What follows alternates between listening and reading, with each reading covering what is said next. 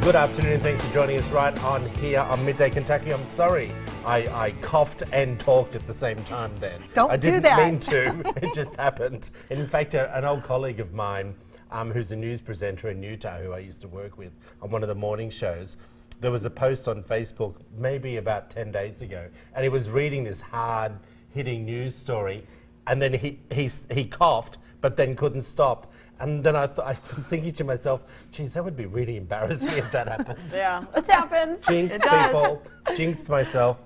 Hey everyone, today we'd like to continue our celebration of Black History Month with a look at prominent black groups and figures that played a key role in the US military. In 1942, President Roosevelt passed a presidential directive that gave African Americans the opportunity to be recruited into the United States Marines. Those recruited were sent to traditional boot camps. Instead, African Americans were trained at Montford Point, North Carolina, giving them the name Montford Point Marines, the first African American Marines. Oh. I didn't know that. Didn't know that either. And a very impressive woman here, Lillian E. Fishburne, was appointed by President Clinton and became the first African American woman to hold the title Rear Admiral. After gaining that title, Fishburne was the highest ranking African American woman in the U.S. Navy.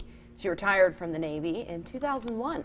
Wow. And last, we'd like to highlight Colonel Guion S. Bluford Jr., an Air Force fighter pilot who flew combat missions in the Vietnam War. After the war, he worked for NASA as an astronaut between 1983 and 1992.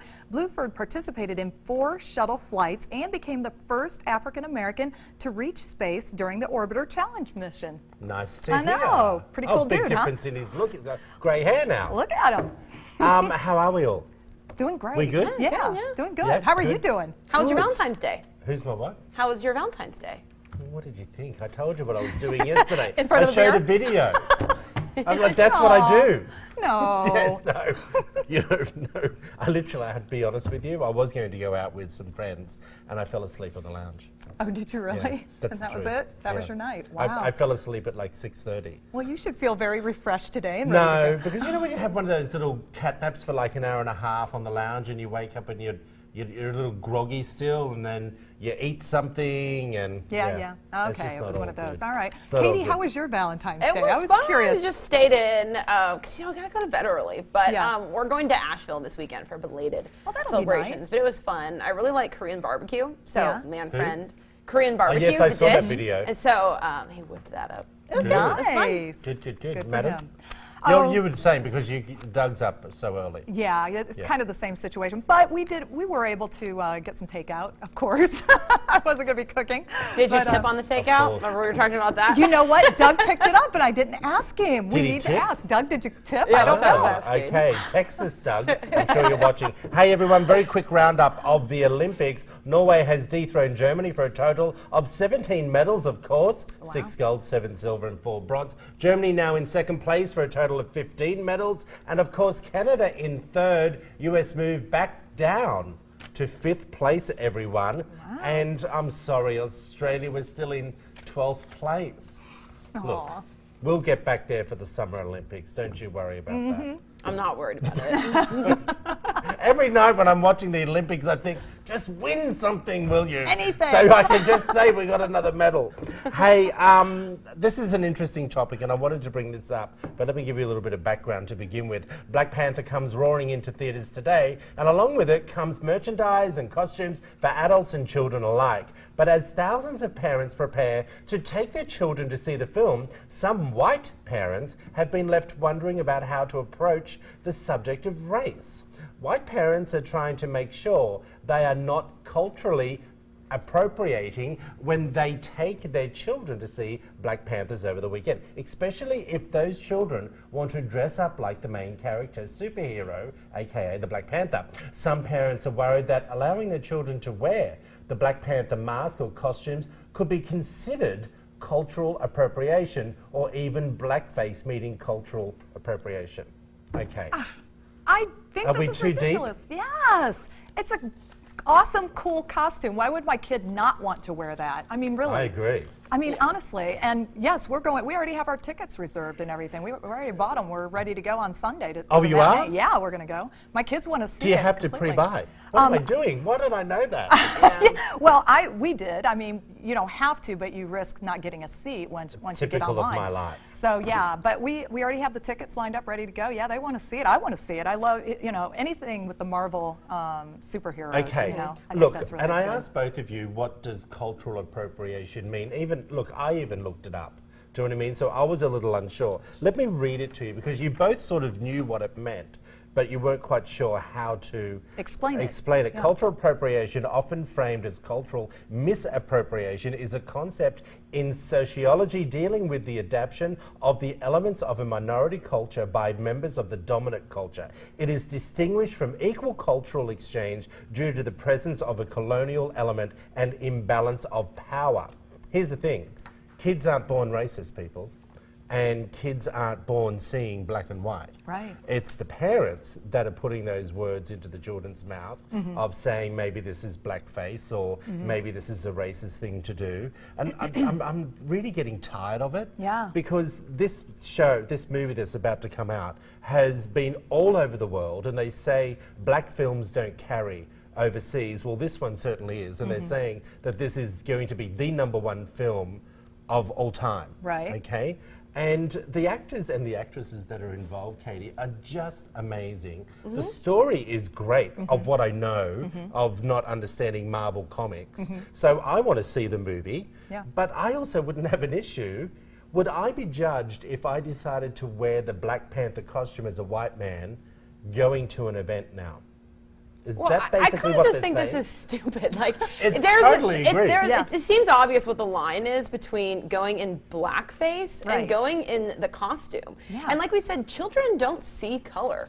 So black children, white children, Chinese children, all dress up as all the superheroes, I'm sure. Exactly. So to now bring it to your child's attention that maybe you don't want them dressing up as Black Panther because of the race, that is putting that in their head. I think think all so, too. children, they don't see color, and you shouldn't point it out to Exactly. them. Like, costumes are fun. And and their costumes, they're completely covered, so Exactly. it doesn't matter what color the child is underneath the costume. That's the beauty of these superheroes, is that they're not conformed to any culture whatsoever. I think they are in the past. Right. Do you know well, what I mean? the Like, comic books do, but yes. when kids are looking at these costumes and when they put them on, they feel like Spider-Man, or you know what I mean? They feel like Batman. It doesn't matter what color your skin is.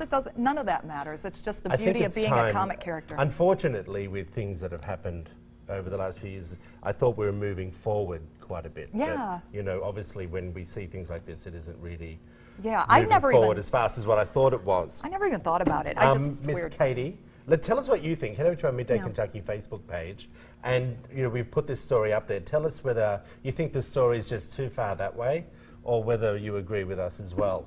Katie, we're talking about dogs. We are. Yeah, I saw this blog online, and this is a Are frequent you saying topic, I I should be think, having among one? my friends. No, I think we all agree that you are not a dog person, or really any animals. You should not get one. But do you think people who are dog owners are parents?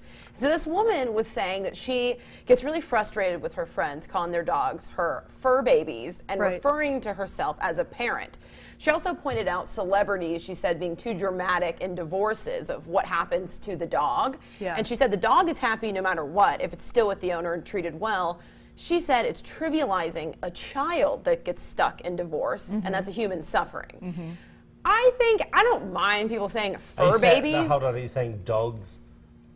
They're kind of putting them at the same She's status She's saying they're level. the same as Okay. children. She's saying they're the same as children. She's frustrated by her friends doing that. I don't know. I think that the term fur babies, that doesn't bother me because I think most people use that sort of tongue-in-cheek, oh, my Right. fur baby. But I don't think that dogs are equivalent to children. I think Right. they are a family member and very important, but Right. I'm not really bothered by people acting that way because maybe I don't have children, but I don't know. What do you think? Yeah. Look, each to their own. If you want to dress up your goldfish, go for it. Do you know what I mean? Like, I really right. don't care. Yeah, I think people go a little over the top about their fur babies and all of that, but But you know, the thing is that they really do become a member of your family, and you know, I think about our dog that we have. We have a puppy right now that we're getting to know and getting to love and all of that. But we had a dog If it before. stops pooping all over the house. It's not pooping at my house. Doug said it was. No, it's not. Just Did he once not? or twice, maybe. I don't know. But you know, our other dog that we had for 12 years. I mean, you know, we were devastated when she died. I mean, you know, we felt like we lost a member of our family when she died. I mean, it was very difficult for us.